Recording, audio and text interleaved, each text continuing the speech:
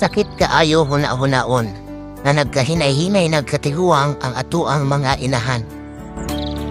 Unya feeling nato, dako pa kaayo tag pagkukulang sa ilaha. Kanang gusto kaayo ka mutabang sa ilaha pero dili nato mahimo. Kay bisan kita, tabanganan man sad. Maong ma, o sa iloa po, kung wala kaayo po inatabang sa inyo ha. Ug salamat kaayo sa pila ka tuig nga pag-atiman sa ko. Pakong isaad kanimo na kung tagaan man kob, dakong grasya sa Ginoo puhon. Ikaw ang pinakaunang makatilaw sa ako ang hinaguan.